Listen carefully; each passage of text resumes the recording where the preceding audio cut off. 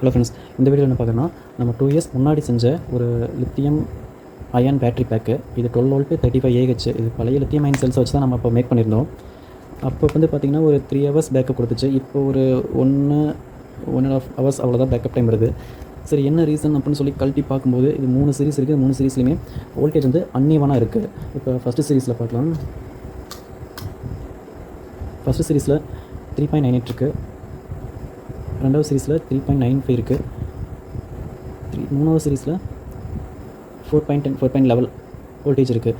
இப்படி 3 சீரிஸ்லையுமே வேறு வோல்டேஜ் இருக்கிறதால நமக்கு பேட்டரி பேக்கப் டைம் அப்படிங்கிறது ரொம்பவே குறைஞ்சிட்டு தான் வரும். நம்ம என்ன தான் பிஎம்எஸ் வச்சு நம்ம மேக் பண்ணியிருந்தாலும் கூட பிஎம்எஸ் வந்து ஒரு குறிப்பிட்ட வோல்ட்டுக்கு மேலே போனாலும் கட் ஆஃப் ஆயிரும். குறிப்பிட்ட வோல்ட்டு கீழே வந்தாலும், அதாவது 10.5 வோல்ட்டுக்கு கீழே வந்தாலும் பேட்டரியை கட் ஆஃப் பண்ணி விட்டுரும். அதுக்கப்புறம் அது பேட்டரியோட அவுட்புட் கொடுக்காது. ஸோ இப்படி ஒரு பேட்டரி பேக் ரெடி பண்ணும்போது முடிஞ்ச வரைக்கும் ஒரு ஐஆர் டெஸ்டிங் செஞ்சு அதுக்கப்புறம் ஒரு பேட்டரி பேக் ரெடி பண்ணால் ஸோ பெட்டராக இருக்கும். நம்ம அடிக்கடி இந்த பேட்டரி பேக்கை பிரிக்கணுங்கிற அவசியம் இருக்காது. அப்படி இல்லைன்னா நம்ம ஒன்று ரெடி பண்ணும்போது ஐஆர் வேல்யூ கரெக்டாக இருந்துச்சு அப்படின்னா ஒன்றும் பிரச்சனை இல்லை. ஒரு 4-5 இயர்ஸுக்கு நார்மலாக ஒர்க் ஆகிட்டு இருக்கும்.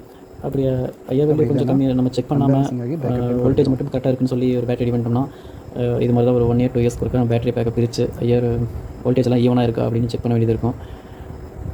ஐஆர் வேல்யூ செக் பண்ணாமையும் ஒரு சில பேட்டரி பேக் ரெடி பண்ணலாம். ரெடி பண்ண முடியாதுலாம் இல்லை. ஒரு நம்ம ரெடி பண்ணுற செல்லில் 3லேயுமே ஒரே ஈவனான ஐஆர் வேல்யூ இருந்துச்சு அப்படின்னா ஓகே, அது நல்லாயிருக்கும். ஒரு 3-4 இயர்ஸ்லாம் நல்லா ஒர்க் ஆகிட்ருக்கும். அப்படி இல்லைன்னா அன்பேலன்சிங் ஆகி பேக்கப் டைம் குறைஞ்சிரும்.